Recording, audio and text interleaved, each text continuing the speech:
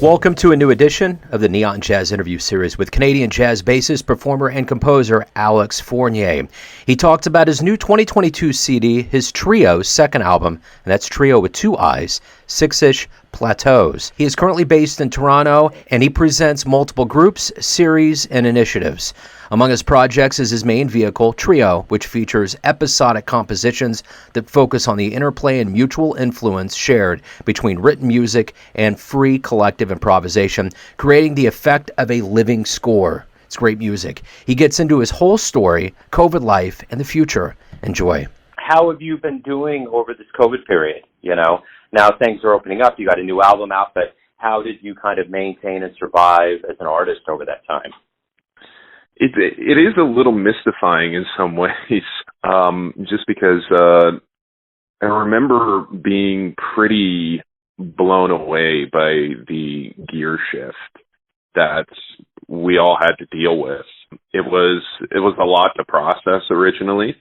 What I counted myself kind of lucky was I wasn't, being in Canada, we ended up having a little bit of support for a short while we were kind of figuring things out and everything, which was, pretty helpful.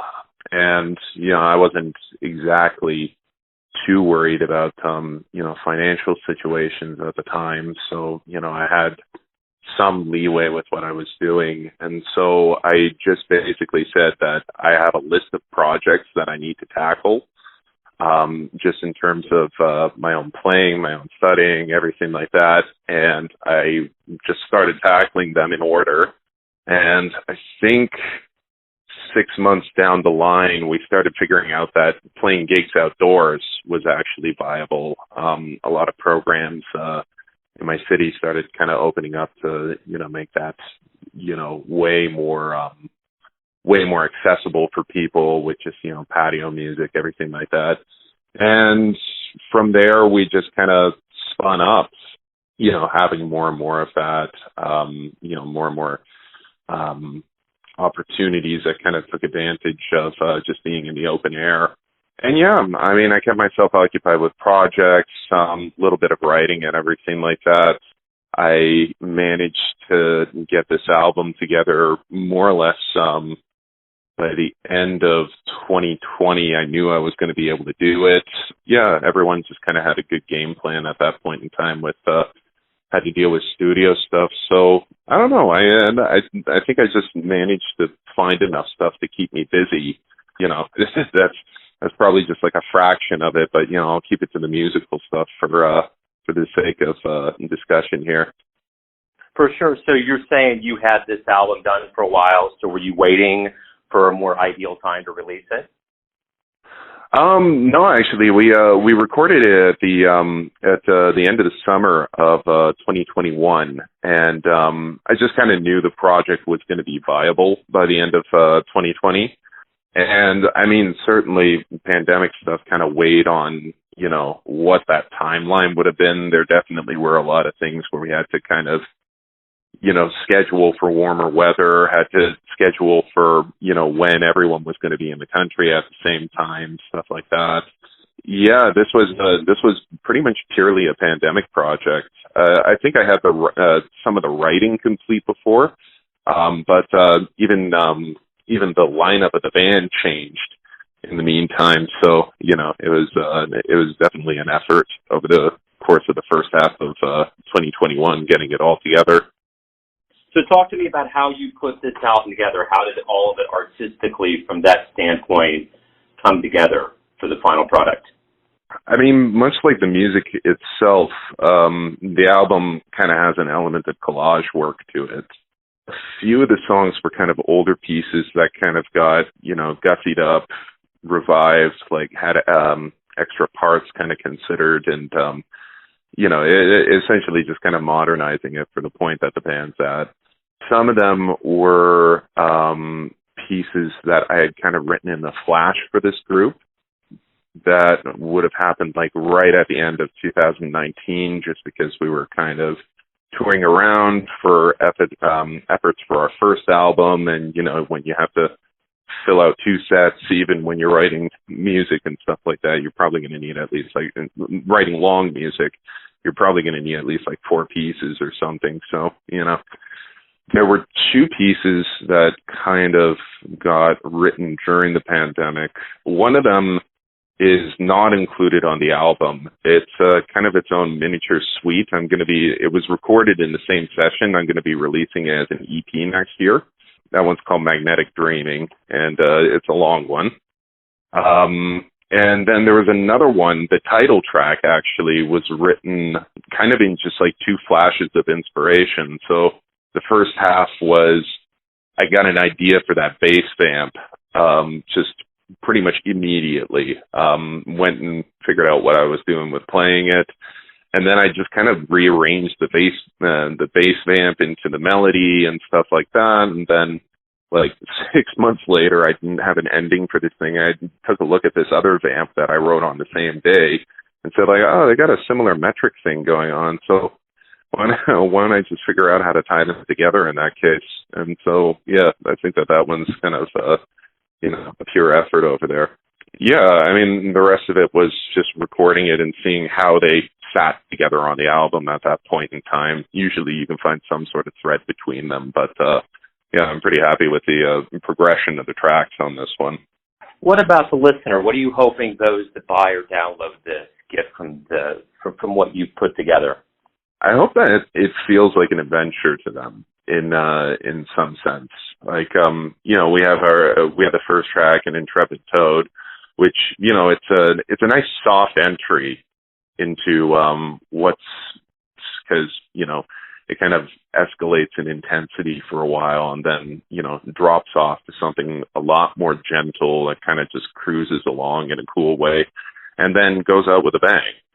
And so, I mean, I was fortunate that the formatting works that way. And, I know that when I was listening to this, just, going over mixes and masters and stuff, it felt like it really had almost kind of a narrative progression to it. It's music, like there's no specific meaning to the language there and stuff. So it's an affective narrative, but, I hope that it kind of reaches people on that level and brings them along in a way that they can kind of experience their own kind of progression that kind of takes them through all these, various beats of intensity and, sereneness as well.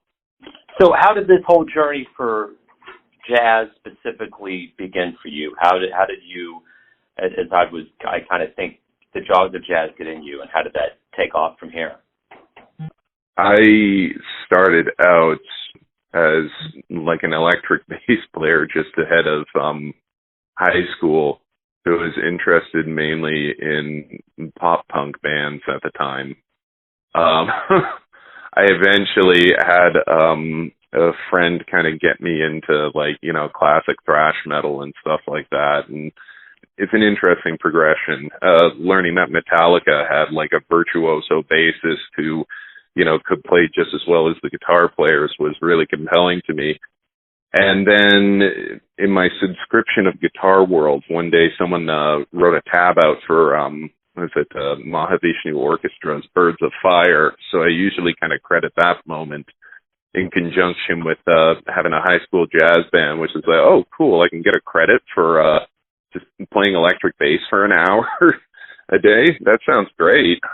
So it was kind of slow exposure with that type of stuff, and me just kind of finding a thread that connected what I was already doing with what I could be doing. Yeah, I remember going out for one of those all-star youth big bands or something like that and auditioning on electric. And I think I did well on everything except for my sight reading at the time. And I ended up getting sat down by the director who said, like, look, you're really great and everything, but you don't play double bass. So, it's going to sound really weird, you trying to support a big band without, playing that instrument. And so, about 2 weeks later, I end up getting my days mixed up and forgetting to bring my electric bass. And there's a strings room in the high school. I knew they had a couple of double basses there. So I was just like, oh, I'll show you who could play double bass. yeah, just ended up picking it up from there, and finding a wealth of things to explore with it. Yeah, I'd say that that's kind of what got me started proper. So who were some influences, or I guess more accurately, what was the first live jazz show you saw that really blew you away? This is a tricky one because I mainly feel like I got a lot of my influence from recordings earlier on. I mean, I really prioritized live sets at the time, which, I mean, I guess is kind of meeting halfway there. Well, for a show, there was a while where when I was doing my undergrad, we had the sax player Tim Reese on faculty for exactly the 4 years that I was there, which was really cool to, have someone of that caliber, flying up every week for us. And I think it was definitely one of his shows. It might have been the time that he actually managed to have John Patitucci come up as a guest player. I mean, it was Tim, John, and then we had a student playing with them who, interestingly enough, was a drummer named Max Roach. And he was like an unbelievable drummer. And yeah, I mean, I think it was kind of the first time that I saw a set of music that almost like went beyond my comprehension in real time. Like I almost like couldn't follow certain beats. Like what they were doing was so beyond everything. But, at the same time, I'm watching one of my classmates play with them, and like that kind of, I feel like that kind of opened up, a lot of thoughts of just like, hey, I mean, if he can do it and we're in the same, program here, then I've got the potential to do it as well. So it had a lot of personal meaning there. And, I still kind of, have like snippets of those instances, like, of what they were playing. And it's just like, oh my God, how were they coming up with that stuff on the spot? Jeez. So, I mean, I'd say that that's the first time that I really kind of, got blown away. So what is it that you like the best about being a professional musician? I mean, this is something you wake up every day, you get to create music. What is it that you like the best about the process? There's a lot of difficulty that you deal with in terms of, the fact that you really have to be consolidated these days in terms of everything that you have to do. Professionalism means you record, understanding every part of your industry and being able to do them, all of them for yourself in varying degrees, which, isn't always the funnest thing. But I mean, I think I'll kind of defer to a quote from Michael Formanek at one point in time. It's like, I hate everything about getting there, but when I get there, it's all right. And I think that that's kind of, the thing that you feel like you live for with this is that, when you actually get to the gig, when you actually get to do what it is that you enjoy doing, it's kind of like the world just goes away for a little bit. And, all you really have is that stance you've assumed and, the people that you're playing with as well. And, the chance to create something out of that stance, it's almost kind of like you're not dealing with time for a little while, and then you get off the bandstand and find out 55 minutes has gone by. So, yeah, I'd say that that's kind of what keeps me going with it. That sounds pretty ideal for sure. What about a dream show? Let's say you get into a time machine. You can go back in time. What show would you go to? Who would you see? Probably Miles Davis's Second Quintet. That band, like, I still revisit. Miles Wayne, Herbie, Ron, Tony. Like, there was just such like a bustling energy that those guys had together that there's so many connections to be made in terms of that music. I mean, there's someone in the band who I think they have a quote that goes something like, "I wish people would stop, like, obsessing over that group. We were just lost the entire time." But at the same time, it's like, well, I don't know. You guys were kind of creating out of that, out of the urgency of saying, like, okay, we're lost. What are we going to do with that now? And having something like that raw, committed to recording, is I think it's, almost like a blessing to the rest of the jazz world. And that, you have a model for something that, vital, that fresh, they're reinventing song forms as they're playing it sometimes. So yeah, I think seeing that live would have been a really remarkable experience. That has to be one of the top answers too. It always comes back to that specific Miles incarnation. Yeah. So speaking of live shows, and now that we're getting back to it, what do you hope we all realize about the power of live music as we get back to it more and more? This is something I've been thinking a lot about, music in general, is that, we talk about music as being linguistic or like a language. And it is and it isn't. I mean, like, we have a very confined view of language in that we say words, we pronounce these sounds, and, we have gestures, facial expressions, accents, tones, all these things that kind of go into the communication of something that we feel is specific. But with music, I mean, there's none of that, specificity. In the sense that, if I play an A, you're not going to glean a meaning from A unless it's your own meaning. But when you string these things together, it becomes something that creates a very common experience, in that most people will have an interpretation that kind of falls within, the range of each other's thoughts. And that's pretty cool. Like, the idea that you have something that is kind of operating with narrative structure, and yet everyone's creating their own narrative within its, I guess, kind of, within its space that it's creating for you. And so in some respects, music, if not all art, is the language of what cannot be said in our language, in our spoken languages. And so I think that we really need that as a complement.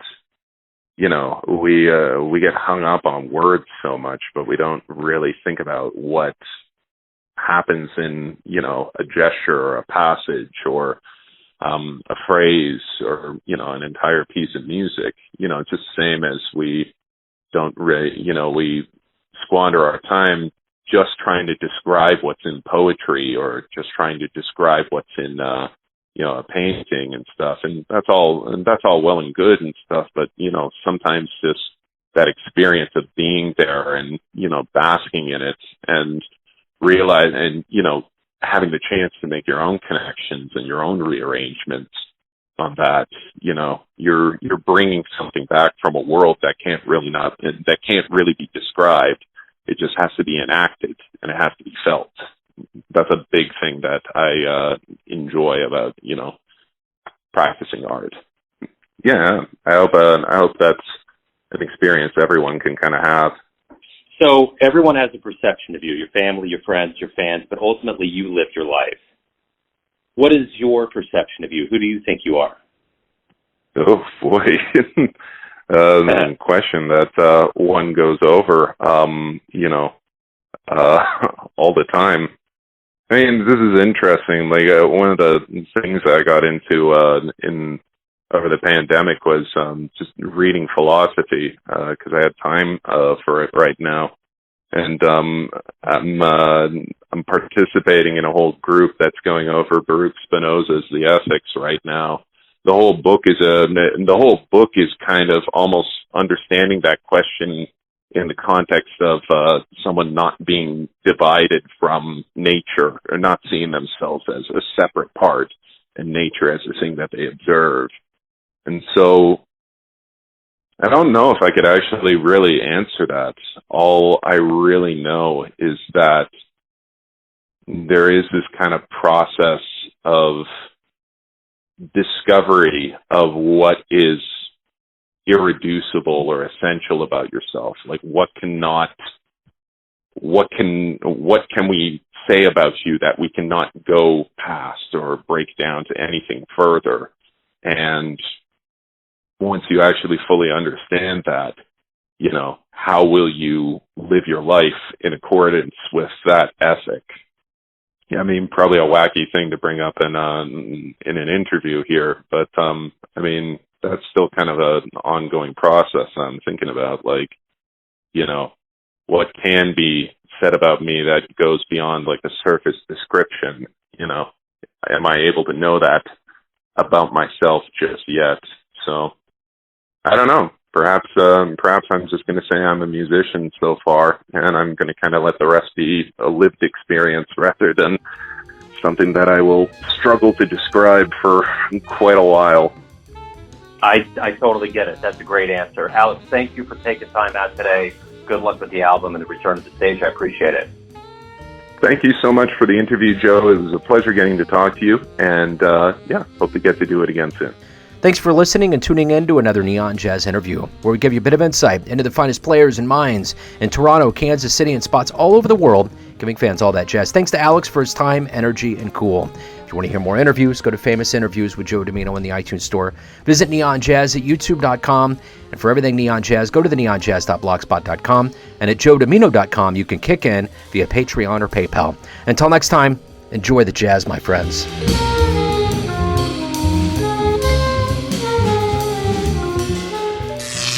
Neon Jazz.